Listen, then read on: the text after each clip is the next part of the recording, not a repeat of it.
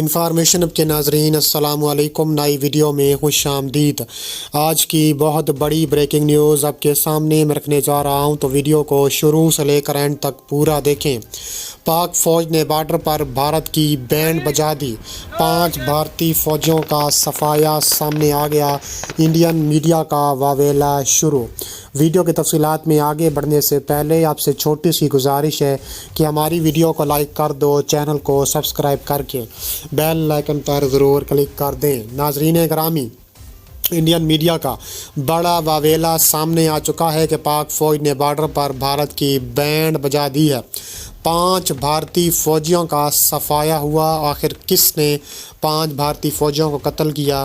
آج کی ویڈیو میں اس ٹاپک پر بات کرنے والے ہیں، لیکن سب سے پہلے بات کریں گے کہ انڈین میڈیا کے واویلے کے بعد مودی سرکار نے بھارتی بارڈر پر ایک بڑا آرڈر حکم وہ جاری کر دیا ہے۔ انہوں نے کہا ہے کہ بھارت کے جو جنگی طیارے ہیں، بھارت کے جو میزائل ڈیفنس سسٹم ہیں، وہ جلد از جلد بارڈر پر تعینات کر دیے جائیں۔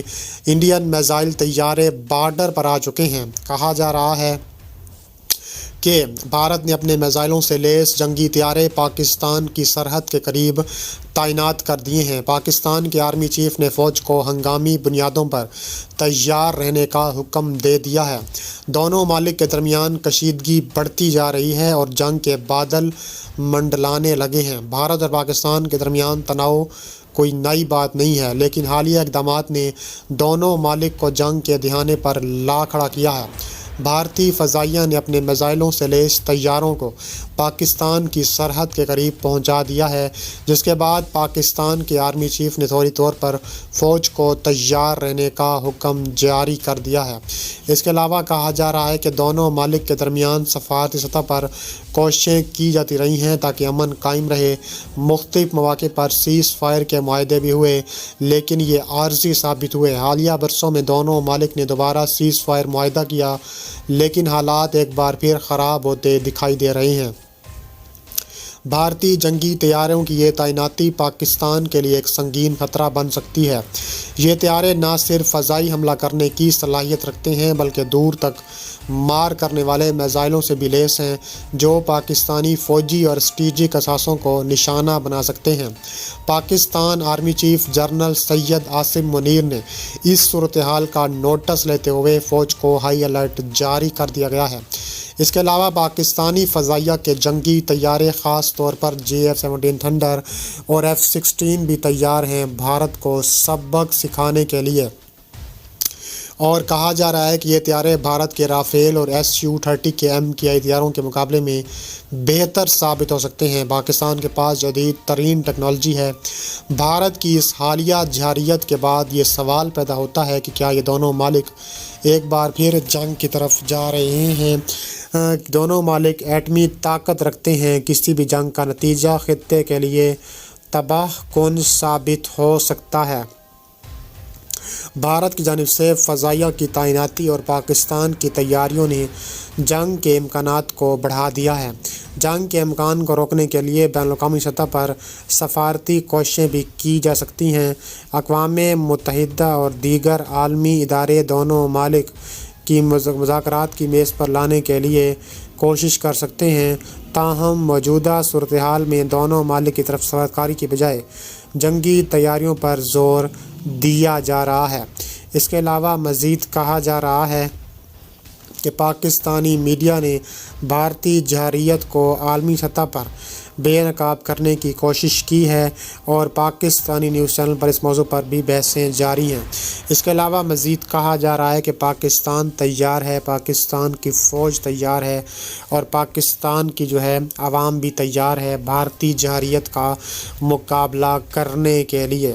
اس کے علاوہ مزید کہا جا رہا ہے کہ رپورٹس کے مطابق پاکستانی JF-17 تھنڈر دنیا کے جدید ترین طیاروں میں شمار ہوتے ہیں، اور کہا جا رہا ہے کہ JF تھنڈر چین اور پاکستان کی مشترکہ مشقوں کی تیاری ہے اور لڑاکا طیارہ دونوں کے درمیان پروڈکشن کا نتیجہ ہے۔ اسے پاکستان ایئر فورس میں شامل کیا گیا تھا اور یہ طیارہ اپنی جدید ٹیکنالوجی، تیز رفتاری اور کم لاگت کی وجہ سے مشہور ہے۔ یہ طیارہ فضائی حملوں، فضائی دفاعی نظام، نگرانی کے کاموں کے لیے بھی استعمال کیا جا سکتا ہے۔ اس کے علاوہ مزید کہا جا رہا ہے کہ دونوں ملکوں کے درمیان بارڈر اور LOC پر تابڑ توڑ قسم کی کارروائیاں دیکھنے میں آ رہی ہیں اور کہا جا رہا ہے کہ دونوں ممالک جو ہے وہ آمنے سامنے ہیں۔ LOC پر دونوں ملکوں کے درمیان سیز فائر کی خلاف ورزی بھی دیکھنے میں آئی ہے۔